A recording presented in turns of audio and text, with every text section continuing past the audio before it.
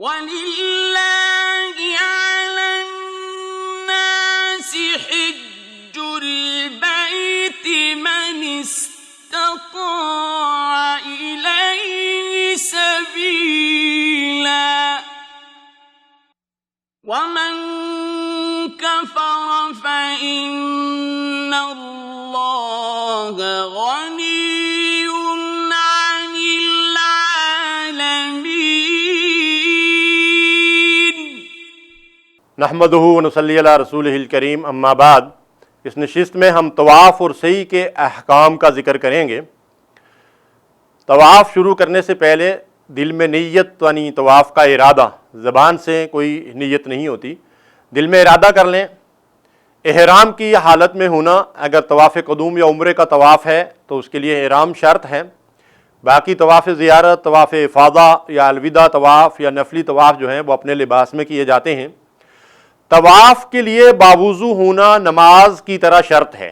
اگر طواف کے دوران کسی کا وضو ٹوٹ جائے تو اسے چاہیے کہ اسی وقت طواف چھوڑ دے، وضو کرنے کے لیے جائے اور واپس آ کر وہیں سے طواف دوبارہ شروع کرے۔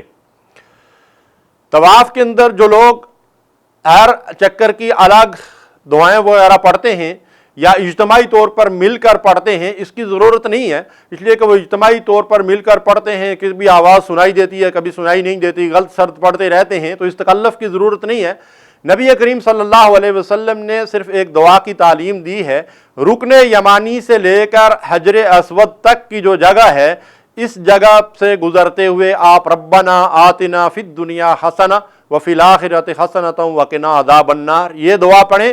باقی پورے طواف کے دوران آپ کو جو بھی دعائیں آتی ہیں وہ پڑھیں، اللہ کا ذکر کریں، اللہ کو یاد کریں، اللہ سے توبہ استغفار کرتے رہیں۔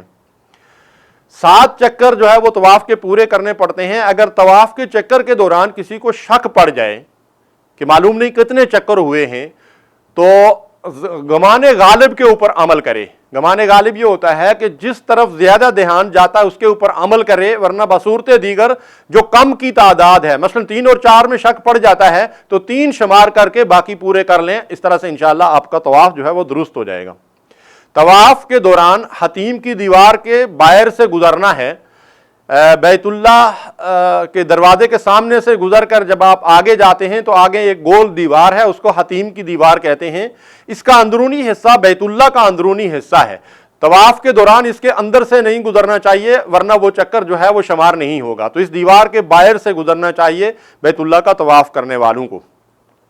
رکن یمانی جو اس رکن کو کہتے ہیں جو حجر اسود سے پہلے آتا ہے، اس کو بعض لوگ بوسہ دیتے ہیں، اس پتھر کو، اس کو بوسہ دینے کی ضرورت نہیں، اگر موقع ملے تو اس کو ہاتھ سے چھو لیں بس، اس کے علاوہ اور کوئی نہ اس کو چومنے کی ضرورت ہے نہ جو ہے وہ مطلب یہ ہے کہ اور کچھ کرنے کی ضرورت ہے، صرف ہاتھ سے چھو لینے کا اگر موقع مل جاتا ہے تو سعادت ہے، ورنہ کوئی ضرورت نہیں ہے، نہ وہاں اس کے سامنے سے گزرتے ہوئے ہاتھ اوپر اٹھائیں اور نہ تکبیر کہیں۔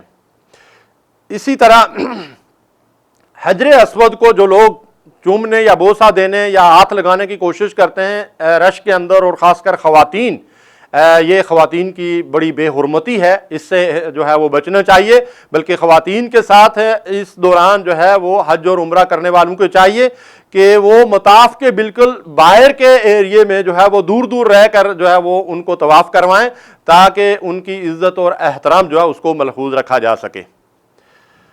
طواف کرنے کے بعد مقام ابراہیم پہ 2 رکعت نماز پڑھنی ہوتی ہے، لیکن مقام ابراہیم کے قریب جو ہے وہ ممکن نہیں ہوتا، اس لیے آپ طواف سے فارغ ہو کر کسی بھی مقام پر جہاں جا کر آپ اطمینان سے 2 رکعت نماز ادا کر سکیں وہاں جا کر 2 رکعت نماز ادا کر لیا کریں۔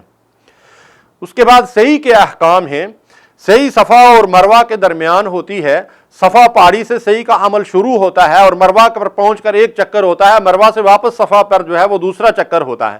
جب آپ صفا پہاڑی پر پہنچیں تو بیت اللہ کی طرف رخ کر کے جو ہے وہ دعا کریں کہ یہ دعا کی قبولیت کا موقع ہے، اور دل میں سعی کی نیت، سعی کا ارادہ کر لیں۔